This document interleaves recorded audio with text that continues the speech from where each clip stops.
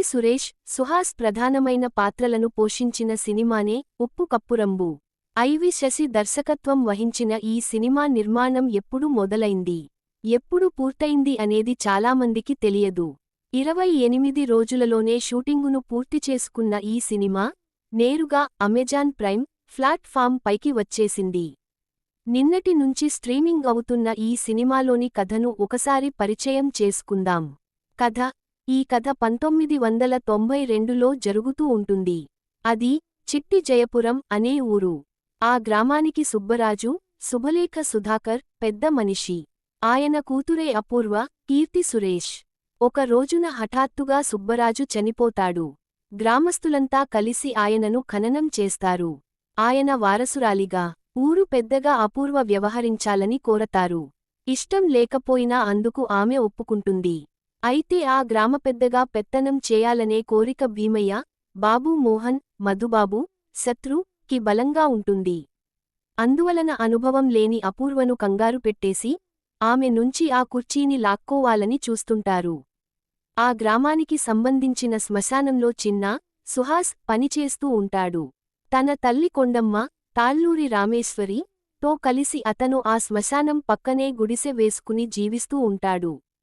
శ్మశానానికి సంబంధించిన ప్రదేశంలో ఇంకో నలుగురికి మాత్రమే చోటు ఉందని, ఆ తరువాత నుంచి అక్కడ ఎవరినీ ఖననం చేయడానికి అవకాశం ఉండదని అతను అపూర్వకి చెబుతాడు.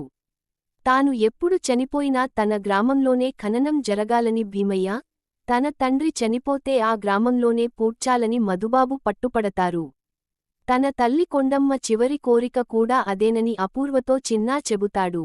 అప్పుడు అపూర్వ ఏం చేస్తుంది, అది ఎలాంటి పరిణామాలకు దారితీస్తుంది అనేది కథ. విశ్లేషణ: ఒక చిన్న గ్రామం. ఆ గ్రామస్తుల ఖననం కోసం ఉపయోగించే శ్మశానం నిండిపోవడం. ఎప్పుడైతే అది నిండిపోయిందో తమ గ్రామంలోనే ఖననం చేయాలనే గ్రామస్తుల ఎమోషన్స్. దాంతో మొదలైన గొడవల చుట్టూ ఈ కథ తిరుగుతూ ఉంటుంది. తాను ఉన్నప్పుడే కాదు, పోయినప్పుడు కూడా గొప్పగానే ఉండాలని, తన సమాధి అందరికంటే పెద్దగా ఉండాలనే భీమయ్య, తన ఊరిలో తన తండ్రి ఖననం జరగకపోవడం అవమానంగా భావించే మధుబాబు, తన ఊరిలోనే పూడ్చివేయాలనే తల్లి చివరి కోరిక తీర్చాలనే చిన్న ఆరాటం. ఇలా గ్రామస్తుల అమాయకత్వంతో కూడిన స్వభావాన్ని ఆవిష్కరించిన తీరు బాగుంది. కాని ఈ కథలో ఆత్మ లోపించిందని అనిపిస్తుంది. కృతకంగా అనిపించడమనేది శ్మశానం కోసం వేసిన సెట్ దగ్గర నుంచే మొదలవుతుంది. అలాగే బాబూ మోహన్, శత్రు వంటి పాత్రలను సరిగ్గా ఉపయోగించుకోలేదని అనిపిస్తుంది. చివర్లోని ట్విస్ట్ బాగుంది. కాని ఇది సినిమా. కొంత వినోదం అవసరమే. అలా కాకుండా ఒక సంకలనంలో కోసం మెరుపున్న చిన్న కథను చదువుతున్నట్టుగా అనిపిస్తుంది.